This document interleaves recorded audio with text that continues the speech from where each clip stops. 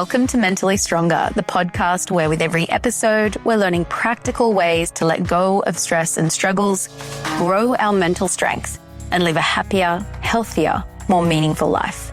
I'm your host, Melli O'Brien, co-founder of mindfulness.com and creator of mindfulness-based mental strength training.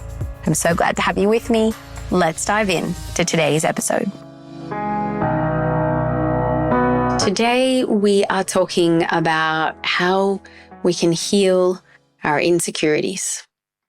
Some people seem really confident, right? You might look at people on social media looking really happy and self-assured, having all these adventures, and you would think that they don't experience any kind of insecurity at all.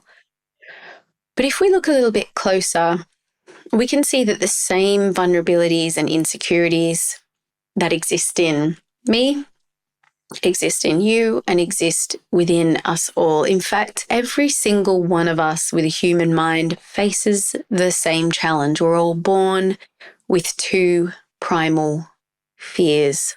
Now, the first fear is that we are not enough, we're not worthy. And the second fear is that because of that first fact, we won't be loved.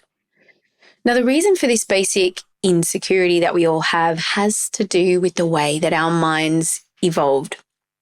Human beings have been evolving over the last 200,000 years, and for the span of that 200,000 years, most of human evolution happened in our ancestors who were living as hunter-gatherers, right? Or what we often call cavemen and women. It's only a tiny slice of time that we've been living in the modern world, anything like what we've been living like in the last couple of thousand years. And, the last 50 years, there's been nothing like that in human history. So just to give you a little bit of context there, right? So because of the way our minds evolved, of course, we have the same basic needs as every other higher animal on the planet: food, water, shelter, and reproduction. But none of those things are important if you die, right? So what is the number one job of the conditioned human mind? It's to stop you from dying. And here's the thing. For human beings in hunter-gatherer days, fitting in with the tribe or the group was absolutely a survival need. Humans did not survive alone. We only survived in packs.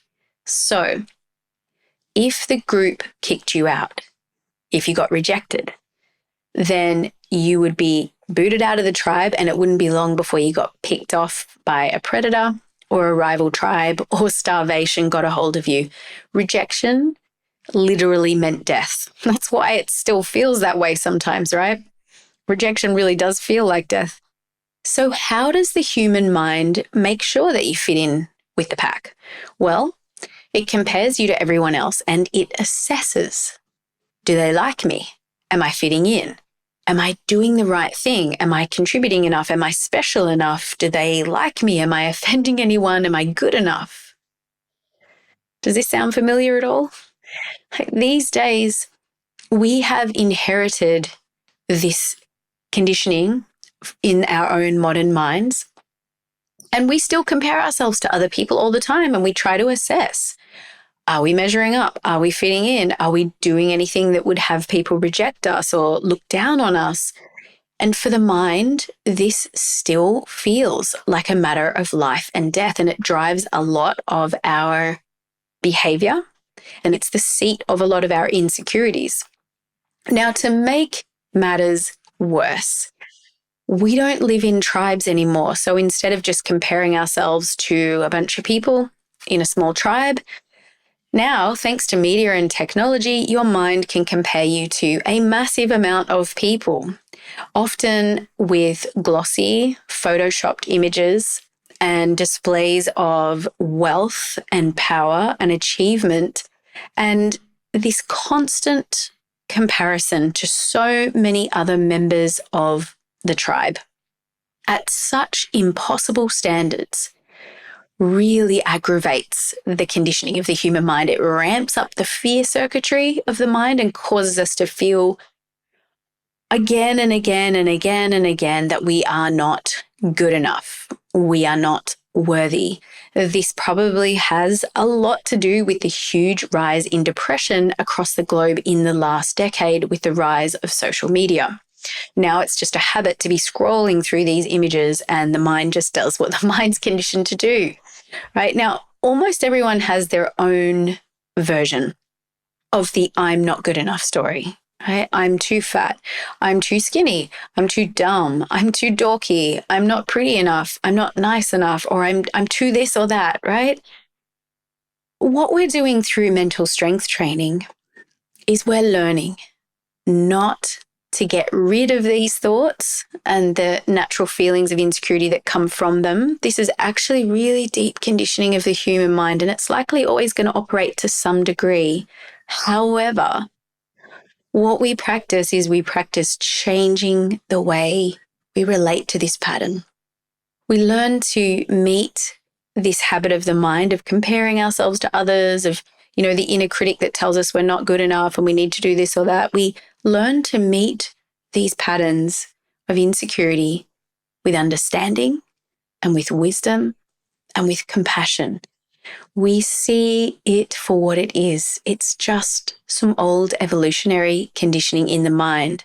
And in seeing that, what we know to be true is that these condition patterns don't actually mean anything about your worth as a human being. These patterns become just mental events that are passing through the mind, rather than something that has to control you or hurt you or drag you down or limit you. So by seeing that this is just an old pattern in the mind, it breaks the hypnosis of you believing these thoughts. And when you don't believe these thoughts, they lose their grip on you and they lose their power to affect you. So we practice not believing those thoughts of deficiency and taking a step back from them and seeing them for what they are, just thoughts, not reality. This is the first step to truly healing our insecurities, just simply seeing them for what they are. Now, before we go on to the second step of healing our insecurities, I just want to take a little pause here for a moment, because it's one thing to just say, we want to see that these are just thoughts and not reality. But this isn't always easy. What this really requires of us is to really check in with ourselves and get really honest with ourselves. And we have to question some of our very deeply held assumptions and ideas about our worthiness. Because I think for many of us, if we are really honest with ourselves, when we think about where our sense of self-esteem or self-worth comes from, we think about external factors, right? Maybe we believe, for instance, that if we behave in certain ways that are quote unquote good or right, then we can feel good about ourselves. But if we don't behave in those ways, if we behave in ways that are quote unquote bad or that other people don't like, then we are bad and we are unworthy. So we need to take a moment to really consider, is our worthiness really in our behavior? Is it dependent on our behavior? Another place we get tripped up, as I said, is we compare ourselves to other people. If we believe that we're less than them in some way, whether it's less good looking, less wealthy, less smart, less successful, or whatever it is that we compare to, then we might feel unworthy or inadequate. And hey, if we feel like we're better than them, then we can feel superior, right? We can have this kind of false confidence that's based on being better than someone else. But again, we need to take a moment to consider, is our worthiness really in how we compare to another human being? Or perhaps we feel good about ourselves as long as other people approve of us. Right? When we get their approval, their love, maybe people have a crush on us, or maybe we have a number of likes on Facebook posts, or we just, we have friends that tell us we're great, right? Which is a wonderful thing in some ways. But if we're dependent on that, then we can only feel enough. We can only feel okay about ourselves. We can only feel worthy if those things happen. If they don't like us, then we totally fall apart. But is our worthiness in what other people think of us? The reality is that all of these forms of trying to find our worthiness are both artificial and unstable. They leave you at the mercy of external and ever-changing conditions. And too often we're using these criteria to measure our self-worth. And then it's kind of like this roller coaster, right?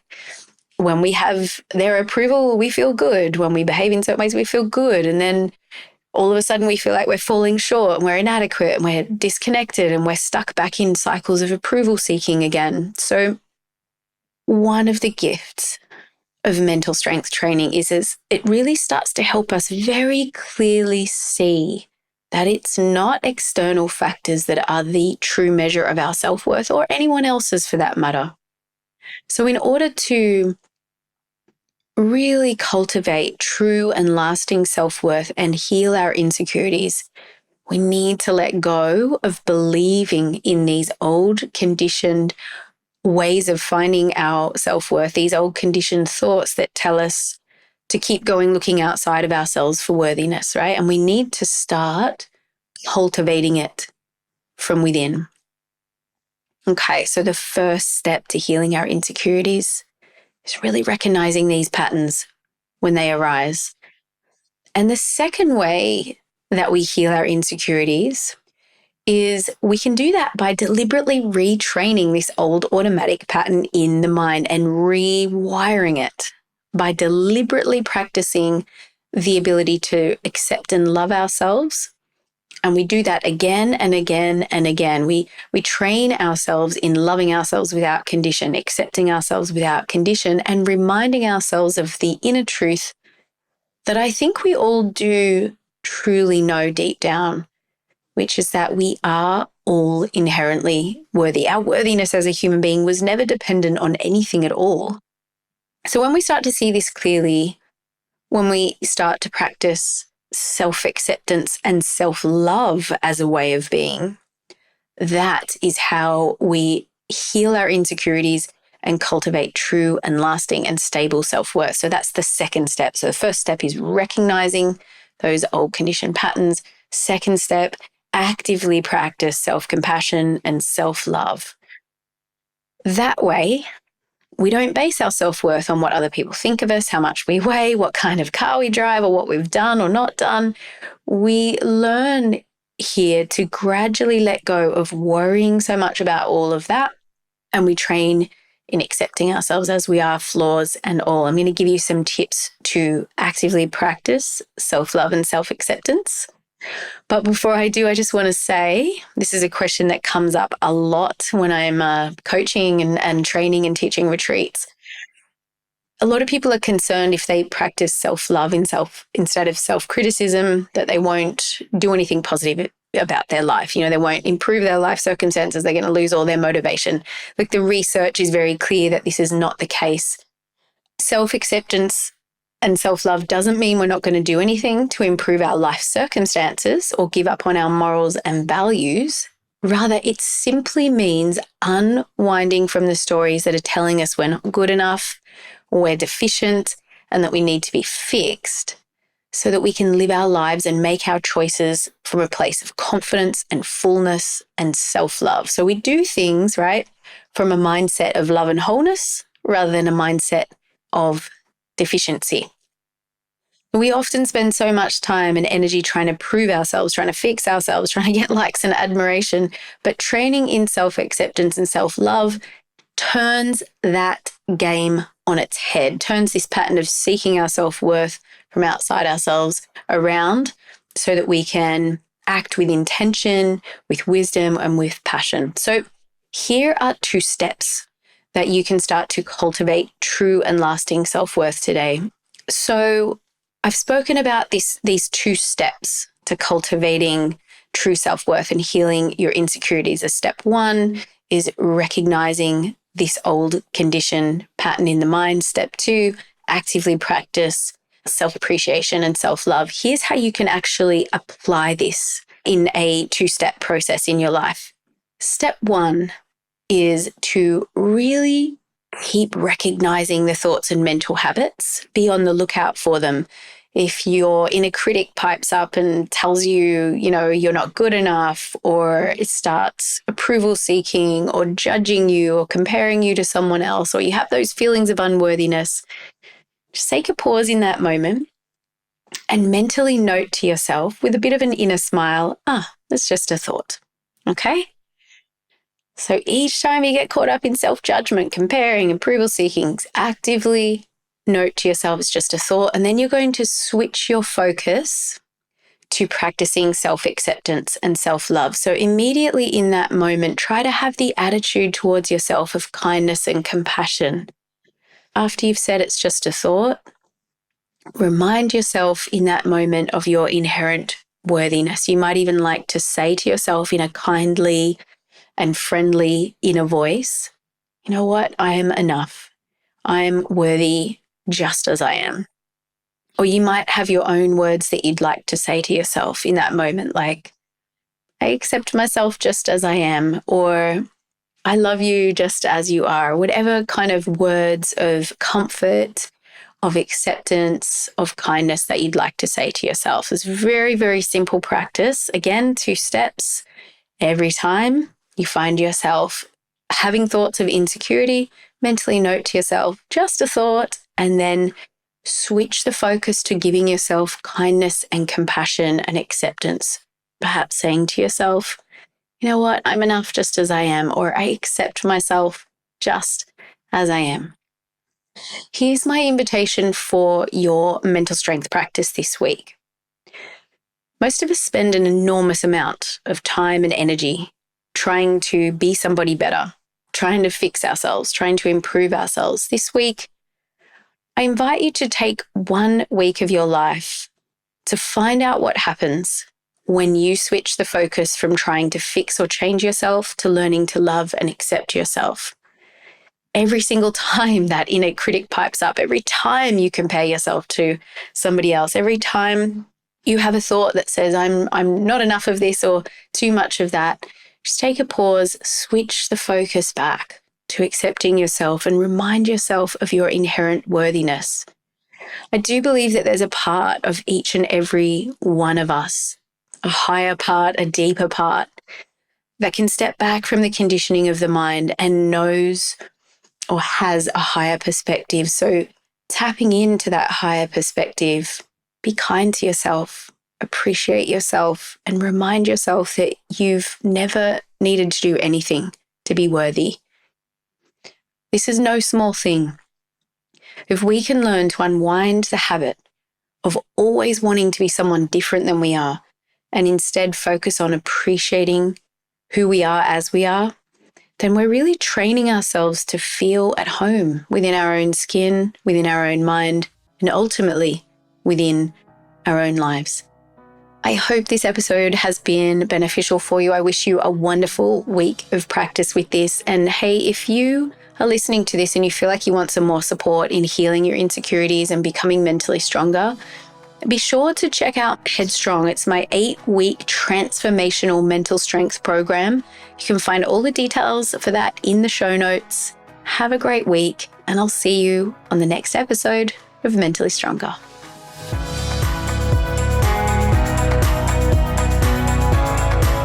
If you know someone who you think might benefit from listening to this episode, share it with them. Sharing it could really help them to feel better and improve the quality of their life. And if you found this episode helpful, remember to subscribe to the podcast so that you can receive more tips on growing your mental strength. And if you'd like some more support in becoming mentally strong, come over to the website and check out the different coaching and training options I have on offer there for you. You can find the links for all of that in the show notes. And thanks again for tuning in. Take care and stay strong.